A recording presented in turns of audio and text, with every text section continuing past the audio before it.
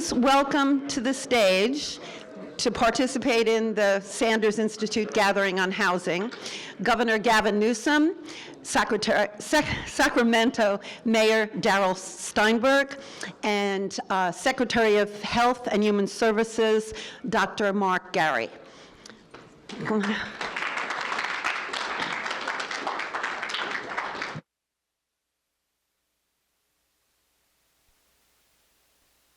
Morning, everybody. Good morning.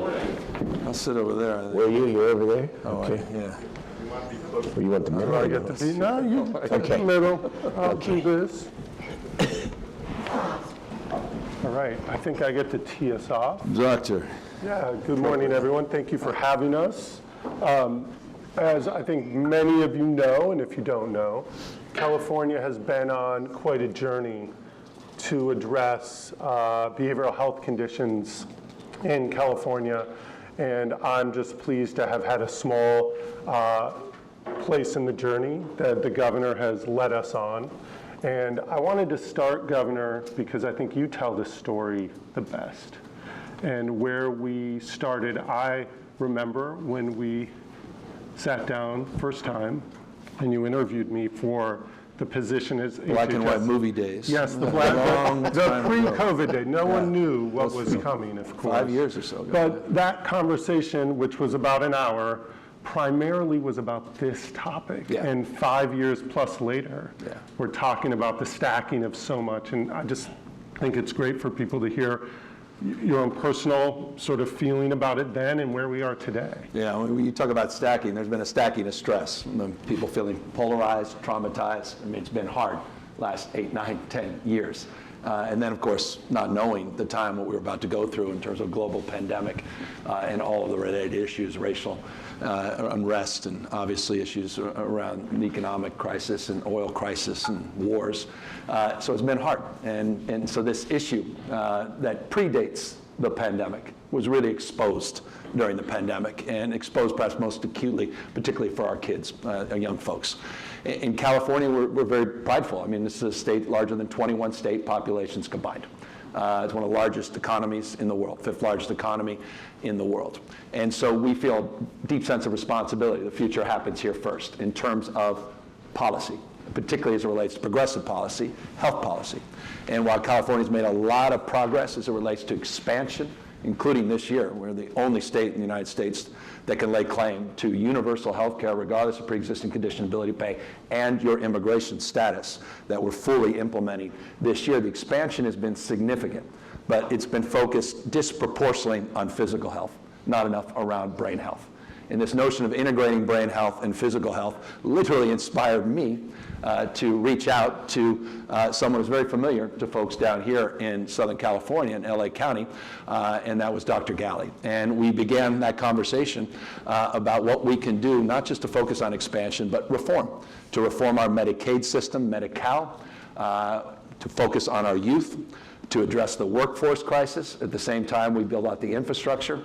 And it's led to this remarkable journey we've been on the last 5 years, a journey that includes the mayor, and you'll hear from him in a moment, in this remarkable reform that punctuated so much of our efforts that we just advanced quite literally a couple days ago because it was that close in terms of the ultimate outcome.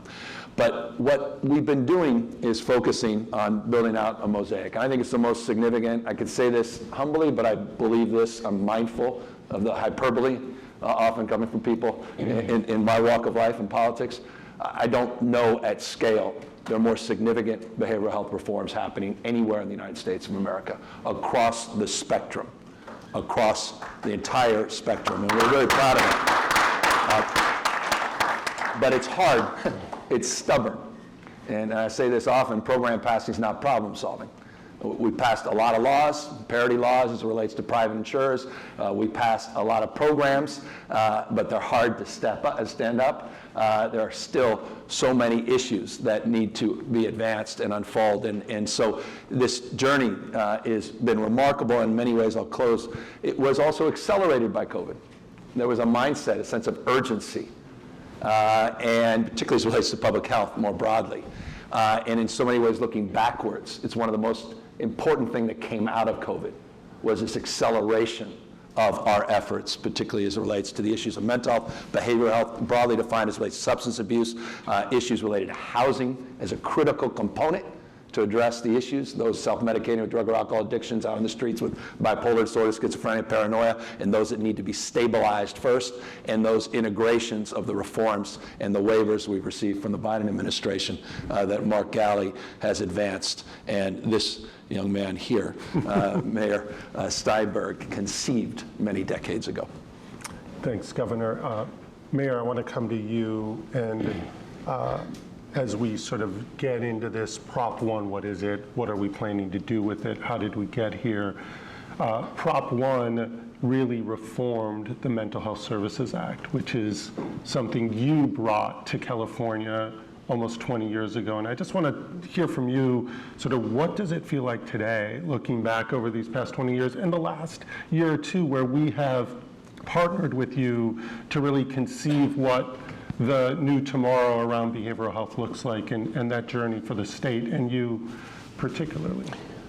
Well, truth is, I have nothing but immense gratitude to you, Governor, and you, Secretary Ghaly, for what you have done. And the history, I think, is important. And the Governor, I know, should talk about the broader history in terms of comparative governors, at least going back to the 1960s, but there's history here. Guy by the name of Reagan. Guy by the name of Reagan. So I'm not going to steal that thunder, but there's a history here, and it actually goes back to the federal level as well. John F. Kennedy, right, the Community Mental Health Act in 1963.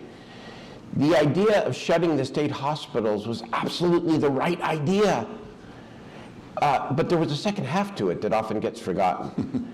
And that is that we would invest the savings from the closure of those hospitals into community-based mental health. And it was, for decades, a forgotten promise. So I was a young assembly member who didn't know any better back in 1998, that you gotta, like Senator Sanders, you gotta put it out there, you gotta try. And so I conceived of this idea under California's initiative process of taxing millionaires and using the adjusted gross income of 1% over $1 million and put it into a special fund for public mental health in California. And we wrote Proposition 63 and took it to the voters in 2004. And it was based on the idea, because this is important, that, you know, there's this fake debate about, well, is it services or housing? Because I know this is a housing conference. That's a false debate. For people who are struggling in the homeless, mentally ill, it's both and more. It's integrated services. It's housing plus. You can't help somebody living under a bridge with their brain health issues. And you can't just house somebody without providing them the services. It's both. So we went to the voters in 2004, and frankly, it was one of those ballots where nobody paid much attention to it. The only opposition was the Church of Scientology. We won with 53% of the vote. Yep, Tom Cruise and I. We won with 53% of the vote. And it has generated $31 billion over the course of the last 20 years. And I'm proud of it, and yet it has been more than imperfect. We wrote it in a way to delegate most of the authority to the counties, and the counties by and large have done a good job of spending the money, but the original intent was to focus these dollars on people who are the sickest of the sick. The homeless, mentally ill, and people cycling in and out of jails and prisons. My problem then, as I went on in my legislative career, is that, just being honest about it, it was hard to get a governor to actually pay much attention. I said this before, I say it again, I dreamt, and I used to say, oh my God, imagine how different it would be if there was a progressive governor in California who was willing to make mental health and homelessness a top-tier issue. And I couldn't imagine it would happen. And then Governor Newsom got elected and appointed Dr. Ghaly. And for the last 5.5 years, they have had the courage and the wisdom, frankly, because you don't win a lot of points here, to make these seemingly intractable issues the top tier priority. And we recognized, and now we'll get into Prop 1, that state leadership is essential, because what government often doesn't do as well as it should is insist on outcome-based accountability. The money flows, a lot of good happens, thousands of people get help, but where are the outcomes that the people are demanding? And so this governor and Secretary Ghaly said, we are going to insist that your old Mental Health Service Act, as I like to say, I thought I wrote the perfect law. I guess I didn't. That it be improved, and that it focus on real outcome-based accountability for the people who are sickest of the sick. And that's what brings us here today. So my feeling is one of immense gratitude. That we have leadership in this state that's willing to take on the stuff that no one else wanted to touch. When I did this 20 plus years ago, I'm not talking about me so much here, nobody paid attention. Mental health, the stigma, the unwillingness to talk about it, people didn't tell their stories. There was a lot of shame. You're never ashamed to talk about your broken leg or your heart condition in the workplace. You'd never talk about depression or your mood disorder. That's changing today, for the better. And now the system needs to match the change in attitude so that people actually get the help they need and deserve early, instead of suffering these terrible life-altering consequences because they don't get the help they need and deserve. Thanks, Darrell. Governor, before I come back to you, just want to punctuate a point that the mayor made. I'm a primary care pediatrician. I had the privilege of working here in LA for a number of years, both in our juvenile detention facilities and our foster care clinic system. And I had often said, you know, young kids will raise their hand in class and say, you know, I have to go. My mom's picking me up to take me to my doctor's appointment. But never would they say, sorry, I have to leave, I'm going to see my therapist, or I'm going to see, you know, my psychiatrist, or whoever they needed to see in the behavioral health space. I was in my kids' school giving that talk that happens in 5th grade to kids about puberty. And a kid raised his hand for the first time in my life. He said, yeah, I just went yesterday to my therapy appointment. And the level of comfort that young people today have to talk about the issues that they face is more than we'd ever imagined. And in my 20 plus years of doing this work as a pediatrician, I'm glad we're in this day where we're starting to see this level of comfort in this conversation. And Governor, that sort of moves to the work that you did, and I appreciate people describing you as courageous in the behavioral health space, just as you've said. But I have to say it's courage plus strategy. And we have, over the past 5 years, and whether it's been wink wink or, you know, more explicit, when there's been an opportunity to invest in this space, you have made the decision to do it. And I think about the Children Youth Behavioral Health Initiative that we have in California, $4.7 billion invested in restructuring our entire Children Youth Behavioral Health Initiative 0 to 26. And that was a choice. We didn't have to do that. And just underscoring that, new money, additional $4.7 billion, focusing 0 to 26. And as we know, the first onset of issues, about half of them happened by the age of 14, and 75+% by the age of 24. So the critical framework, 0 to 26, to diagnose and treat, and to provide that access point, particularly focusing on our schools and bringing doctors and nurses back into our schools, wellness centers and counselors. And so we set the course for this initiative. At the time, I thought maybe if we did nothing else,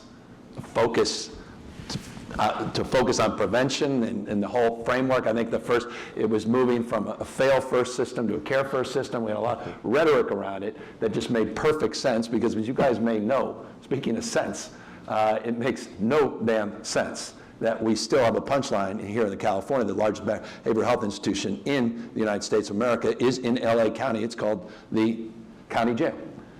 Nothing comes close, and we're spending $100,000+ a year, CDCR, in our county jails. I mean, we're as dumb as we want to be. And we've been talking about that old binary that it's incarceration or encampments, and what about what lies in between? And so we really thought it was important to begin at the beginning, and that was, and forgive me for interjecting, one of the first and critical initiatives we advanced, but it was just one of many. Yeah, and that came on the heels of CalAIM, which was the transformation of the Medicaid system that brought brain health, as you like to say, with physical health a lot more closely. One of the other pieces, and now I want to get into Prop 1, but a piece that often gets overlooked in the Prop 1 conversation is something you did. It's something that I'm now tasked to figure out and implement, which is how do we make sure that, you said it was for the public behavioral health system. It was not for everyone's behavioral health system. Governor, you decided not to just let the commercial system off the hook. You're holding them accountable. Ask Kaiser, we said the largest fines ever advanced to ensure in U.S. history. And I just because they weren't providing parity of care for people with mental health, the inability to access the plans that people were paying for in the commercial sector. Big deal. It was a huge, huge settlement. So that settlement's just the tip, though, of understanding that the success of the public system relies on the private system, the commercial system, pulling their weight, doing their job, working on the access to benefits that everybody in this room is paying for and we should have access to, and the workforce piece. But that is such a key piece of the Prop 1 conversation, which now I want you to sort of tee us up and share a little bit about how we got into this Prop 1 work and where we're heading. When I was in the transition, Darrell was working on some white papers for us, and we had the original conversations, what can we do to reform the Mental Health Services Act? And I was with him in 2004 as mayor of San Francisco at the time, as one of the few mayors that actually endorsed the initiative, and was there, I think, at the county registrar's office when I think you officially collected enough signatures. But it was for a world that no longer exists. We had a mindset back in 2004 where we were only considering the mind. We weren't considering substance abuse. It's not an eligible use of the original initiative. We have a different mindset today. Housing was not an eligible use. And we started thinking in those terms how we deal with the issues more broadly of behavioral health, not just mental health, and comorbidities, and address whole person care more fundamentally. And the housing component was really enlivening and exciting for Darrell in those conversations. His obsession, which I love, around accountability and outcomes. It's not about more is better is better. And it's about holding ourselves to a higher level of accountability, but counties, and having one simple plan.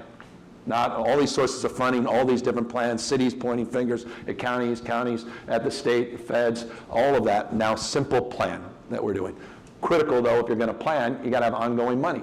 And you got to know in the future that you can count on that. And we recognize the workforce, why we put billions of dollars, and I'm very proud.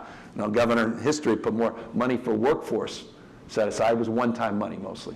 And so we decided, with Darrell's indulgence, none of this would have happened without him, to take the money and set aside a percentage ongoing for workforce development. So we have continuity going forward. That money will also allow us to draw down more federal money. Give you a specific. Just in the next 5 years, we're going to be able to pull down $2.4 billion in the workforce side because of how we drafted this initiative. So looking at finding points of leverage, looking at that continuity and investment in human capital, not just physical capital, but on the physical capital, and I'll close. We also recognize that housing remains the critical crisis point. And while we're reforming many other parts of the system, kept coming back to housing, placements, what we do. And so we put this bond together, $6.38 billion, 11,150 units, residential units, cottage settings, campus settings, scattered sites to acquire, rehab, rehabilitate. Zoning reforms, critical, I say with love. Siting is impossible. We invented it here, NIMBYism, California. It's the original sin. Cost of housing, supply-demand imbalance. That's why I'm suing cities like Huntington Beach. Put 46 other cities on notice. That's not a popular thing to do when you're governor, suing your own cities, because they're not even designing a framework of consciousness, meaning their housing element, they're not even putting out a plan, let alone executing on the plan. They're just rubbing their nose and throwing us the finger. So we began that process to advance a bond that is a critical component part of this. With all the siting reforms and land use and CEQA reforms, our environmental rules that allow us as of right zoning. And those components together with the accountability, the workforce, a redirection, making housing eligible, substance abuse eligible, not just traditional mental health in a silo, allowed for the tenets of what we think is the most exciting reform in this system, and one of the most significant shifts in terms of where we were 20 years ago compared to where we'll be in the next 10, 20 years. I mean, I agree. I call it upfront accountability, because 30% of the resources now have to go to housing supports for people living with severe behavioral health problems, 35% for the coin of the realm wraparound service model that we know works to help people who have been given up on, to get them off the streets and help them reclaim the dignity and their very lives. And so I'm very, very hopeful about all of this. Some of the other things the administration has done with the legislature over the last couple of years is also gives me hope in terms of lessening the impact of what we call local control. Now, I'm a mayor now, right? So I'm supposed to be all about local control. State, leave us alone. Let me tell you, I don't get invited to many of those conferences because I think local control has its place. It's highly overrated. It's highly overrated. Local control, fine, if you're actually meeting the objectives that the society demands. And that means building enough housing and permanent supportive housing and congregate shelter and tiny home villages and the wraparound service facilities. The state has every right, in fact, responsibility to do exactly what the governor and Secretary Ghaly are doing. That is to make sure that while the locals can do it in their way, that they actually do it. Important. And by the way, speaking of not doing it, just that little bit of history Darrell reference, I just think it's an interesting, just from a California-centric perspective, but also as I think, a proxy for the national. In 1959, we had a peak of 37,000 beds, behavioral health beds in the state of California, 37,000, 1959. Ronald Reagan took the oath of office, year of my birth, 1967. By the time he left in 1959, 1973, we went from 37,000 psychiatric beds down to 7,000. Today we have about 5,500. 37,000 to 5,500. Now, acknowledged point, and it's important, there was a bipartisan vision at the time, and you recall I think it was O'Connor versus Donaldson, the 1975 landmark Supreme Court decision, where it said mental health alone cannot be the justification for involuntary incarceration. So there was a civil liberties framework. It was that friction, that dialectic between those that were looking for cheap savings and cutting costs and those that recognize involuntary incarceration and fighting civil liberties in that space, and due process was critical. But the vision that they laid out, and was bipartisan at the time, was never, as Darrell said and Dr. Ghaly said, was never realized. The community-based alternatives, the step-down facilities. So decades and decades of failure. Of course, Reagan, big part of California's history, but a big part of our collective history, because he infamously, when he got into office, started to dismantle what Carter, to his credit, did in 1980, picking up on the goals that were set in 1963 under Kennedy, and actually beginning to fund the community support in 1980, only to see Reagan come in and start block granting and cutting all the safety nets. Same time we're starting to shut down SROs and redevelopments coming in and getting rid of a lot of that housing stock. And you combine all of these things, not one act, but over the course of years and years, these things stacking again up, leading to the conditions that have persisted not just here, but continue to persist across the country. So we're trying to reconcile that history, a half century. Not easy to do, but we now have the resources, and more importantly, a resourceful mindset in terms of our recognition around accountability, and now the tools to bring some more of that accountability back to the state. Before you go, Darrell, just want to underscore two things that Governor, both of you said. One, with 30% of the Behavioral Health BHSA Act funding going to housing, California on an ongoing way has a chance to house roughly 45,000 people with serious behavioral health conditions who are experiencing homelessness. Now, in our point in time count last year, that is about 3/4 or 80% almost of all people with experiencing homelessness who have serious behavioral health conditions. Now, I know there's people in the rooms, providers, I'm looking across the room, that do this day in and day out. That's not easy to do if you expect every county to figure it out. So having this point of the state supporting local accountability, local implementation is going to be very, very key. And then the other sort of nuance of California's funding of behavioral health, we have something called realignment. State gives the counties funding to pay for certain services. Largely, this lives in the behavioral health space as one of the key sets of services. Most counties, LA County does this as well, spends most of their realignment money on locked care. And that is in part because we don't have enough option for unlocked care. What Prop 1 does, the bond and the move in these reforms, is give counties an opportunity to move the money out of locked settings into less expensive, more humane, and more lasting settings in the community. And I think that is such a key piece that sometimes gets lost in this conversation, because it is part of that longer-term vision that, Governor, you and I talked about 5 years ago with this jail issue and incompetent to stand trial numbers and all of this sort of mishmash of alphabet soup. But you saw this opportunity, and I think it's coming together nicely. I want to ask you, Governor, you said to me, just as this passed, this is all about implementation. Can you say a little bit more about that feeling at that moment? I'm a milk carton. I got a sell-by date in 3 years, so there's a sense of urgency in terms of my own accountability to this promotion and promise. Look, last time we did something in this space, years and years ago, it was a modest thing. It took over 2 years just to put the notice for funding availability out.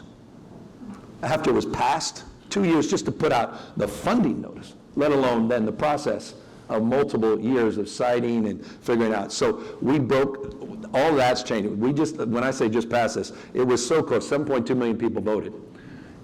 We just got the final count, 26,000 vote margin, which is beyond me, and the idea that this bipartisan endeavor would barely get 50% of the vote is in and of itself extraordinary, which just shows how difficult some of the headwinds, and there's a lot of theories of the case. We're doing some real regression analysis to understand exactly why that was so close.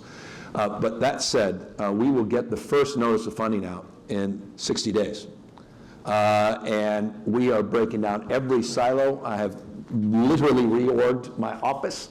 We've got a strike team, technical assistance at the county level, a playbook. We're not messing around. And we're going hard in terms of these programs and really to develop some momentum and progress. And we're also, and it's another reason to me it's existential, this election in November.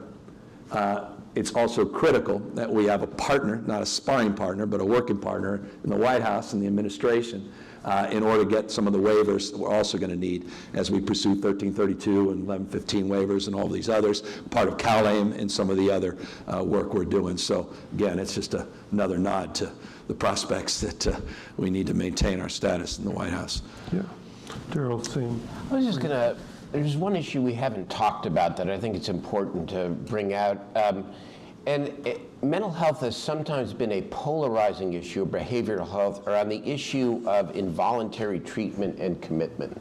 And I think it's important to talk about it and put it into just a little bit of context about what the governor and the secretary and the state have done with Prop 1. Being on the streets for months or years is not a civil right. In fact, it's injurious to people's civil rights and health under any circumstances. We spend a lot of time debating about whether or not people should have to take treatment or housing against their will, and in fact we have tightened up under the governor's leadership some of the conservatorship laws. But the truth of the matter is that only comes at the very end, only at the very end of a continuum.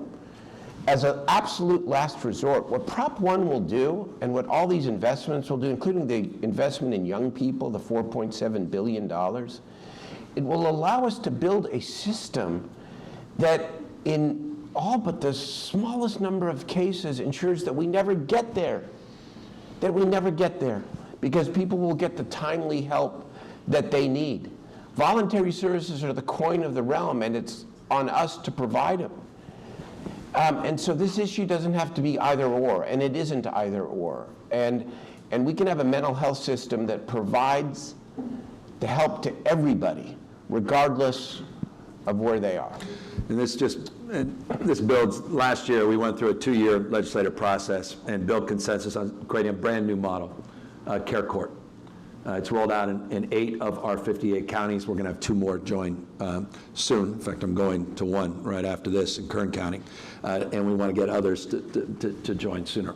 And it's not about substituted care, it's about supportive care. And it's about a court-ordered process.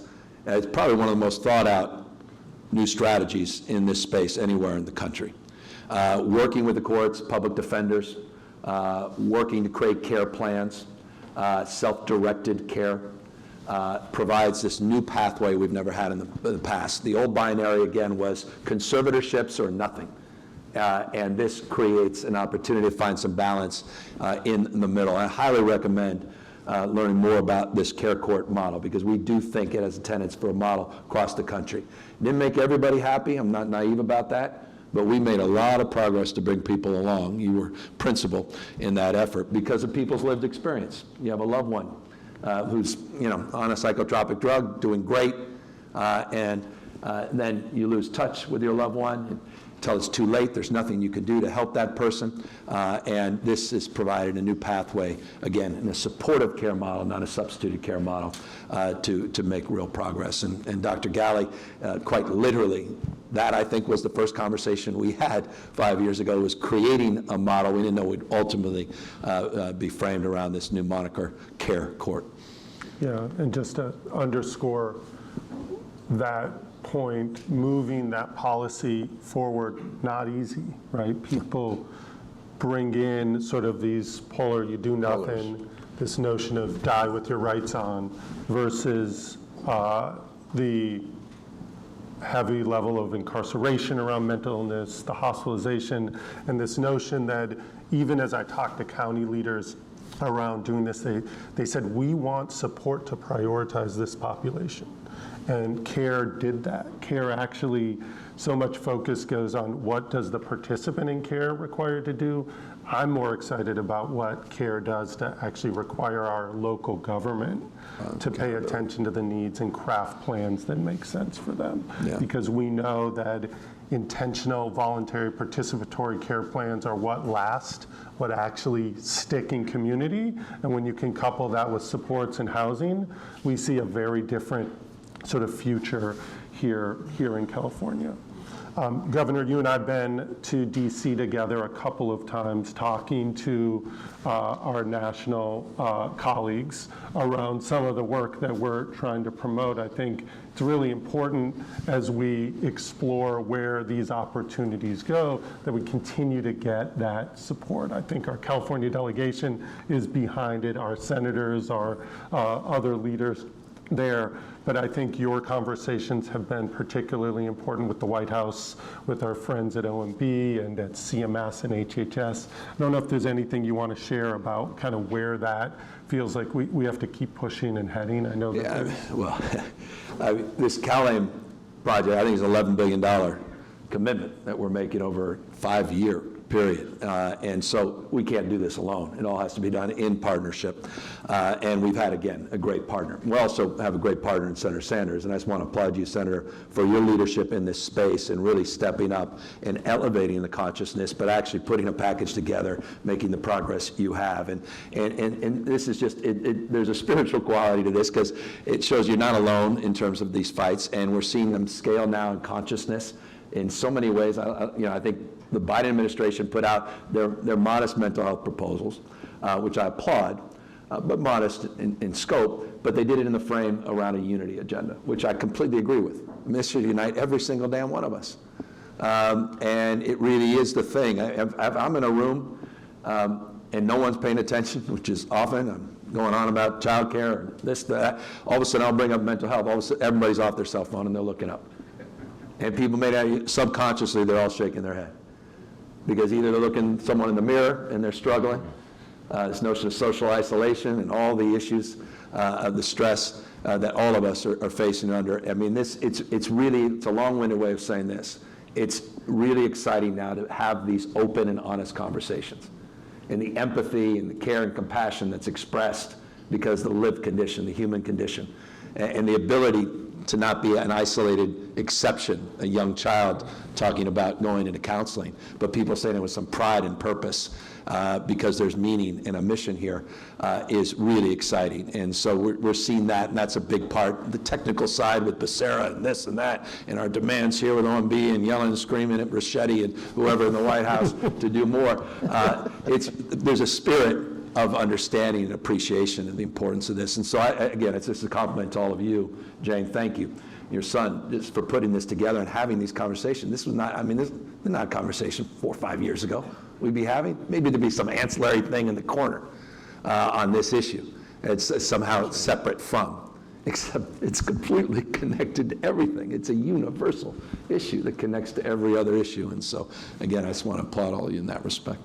Darrell? I'd like to think, that this is, in and of itself, is a movement. I mean, homelessness may be the most visible manifestation of our failure over decades to pay attention to the brain, to behavioral health, but this is really about everybody. And it is one of those rare issues that has the potential, I think, to bring together Americans of all stripes, because it knows no class, race, gender, geography, and COVID has brought it out. I mean, I ask young people all the time, or any audience, how many of you suffered from any kind of depression or anxiety during the COVID period? And when those who don't raise their hand, I say, well, I'm sorry, you don't have to be ashamed because everyone should raise their hand. We're all human beings who are living with, in a complex and difficult world, and especially hard on vulnerable populations. And so this movement to make the brain something safe to talk about, but more importantly to translate that common sense idea that the brain is part of the body into commitment and real public policy, as this governor and this secretary has done in this state, I just think this is the precursor to a broader national agenda. And again, just proud to have been part of the journey. Thank you. Just sort of looking at the future, Governor, one thing, coming back to the Children Youth Behavioral Health Initiative, part of what we did with the $4.7 billion being implemented now was build some platforms, some tools for young people and parents to use. I'm excited about them being available to Californians, but I just learned that our friends in Illinois put together a platform to be able to access the things that California are creating. Love it. I think what's happening is we see this real opportunity to connect dots across different states and across the whole nation to really catapult all Americans, not just Californians. I know we deeply care about what happens here in California, but I think that sense of how this touches the national conversation, I think is really important, and maybe open it up to hear your thoughts on. I won't try not to be redundant and belabor it, but it is interesting. The National Governors Association made this their top priority last year. That should say a lot.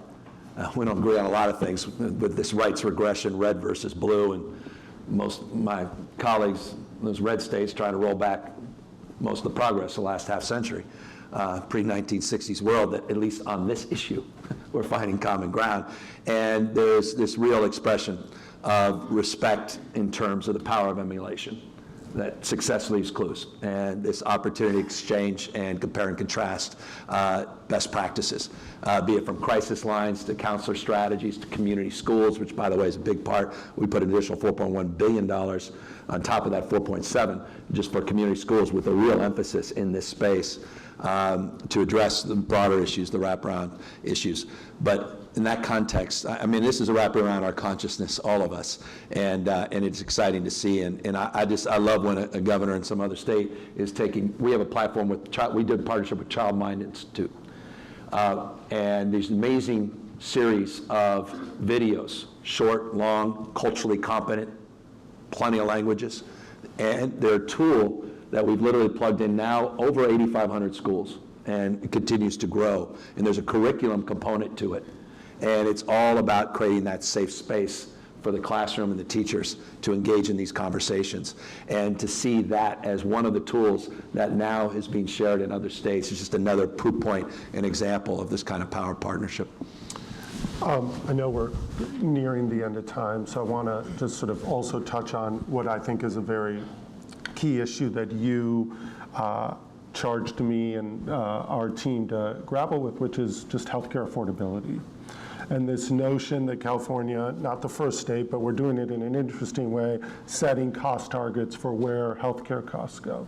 One of the key features, though, that you insisted on in the legislation was that things that were investments upstream, behavioral health, not be treated as the same. So we are in the course of crafting our approach to making sure investments in primary care and behavioral health are not sort of captured in the same way and entities penalized for investing in that. And I think your vision of trying to promote an affordable California for all Californians, while we also invest in the workforce and the technologies and the approaches to do behavioral health smarter, better, more upstream, I think are captured in this idea. And I just want to open it up because I think this is such an important national issue. This is a rhetorical question for you. So we created an Office of Healthcare Affordability. Everybody kind of liked it in the abstract, but I think you're a week or two away from putting out the regulations, and everybody's lighting me up, calling me, trying to find me, so I may run out the back here. I mean, talk a little bit more about it. Look, is there a preview of what you're coming out with? Well, we're setting that cost target, we hope, with a glide path down to 3%. That would be the level that healthcare entities can grow in any year. It's pegged to sort of median household income. So it's supposed to mirror what people make, because today, too much of people's wage increases go directly into paying for healthcare premiums. But I think the point and why it's relevant here is this notion that you are protecting the investments in behavioral health, because we know that quality healthcare doesn't have to cost as much as it does today. And the strategy to get there is to invest in the upfront issues where we're not making the kind of investments today, and that is, in a big piece, a behavioral health type of investment, and I think that's been part of the vision that you and I have talked about and seen it manifest in this office, but hopefully in this larger national discourse around where the cost of healthcare overall is going, I think is really. Amen. We can talk about CalRx as well another time. Darrell, anything more you want to just, I mean, by the way, if I didn't brag on him enough, I mean, 20 years ago, this guy was alone on this. And there would be no Prop 1, there would be nothing to reform had he not had the vision. I told him, it's nice to be one of those fancy billionaires. There are no fancy billionaires. I'm giving $37 billion away to mental health. I say you get to sleep at night being that guy, because those dollars would not have gone into this space. But I love that you had the mindset and you created the space for recognizing that reform is foundational to all this. And this framework around accountability and reform, again, we just don't talk about it enough. And I think we need to own that as we promote these progressive policies. We've got to promote responsibility and accountability for outcomes to prove ourselves. One thing to assert, it's another to prove. And so to me, that's just at the fundamental core of these efforts. People need to see it to believe it. And I think the reason Prop 1 barely won is people haven't seen it. They're looking out the streets. You're walking down the streets. You're like, what the hell is going on in California? And people are angry. Progressive, conservatives, people are frustrated. And they're not convinced any more money is going to make a difference. And so this fundamental notion of performance, that's what we'll be measured against, not rhetoric, not inputs. And so again, thank you for being willing to do this. This would never have happened again without you, Darrell. Thank you. Amen on accountability and implementation and performance. And it's not just about numbers and statistics, it's about lives. The more urgency the state government, the county governments, the providers who are already doing it demonstrate in terms of performance, the more human beings are going to be saved. Mm-hmm. And that ultimately is what it's about. Thank you so much. Thank you, Governor. I want to thank you. Thank you, guys. Thank you for your time and, more importantly, your vision. Both of you really appreciate having a seat in the car going down this journey. Thanks for having us, everybody. Thanks for everything you're doing. Appreciate it.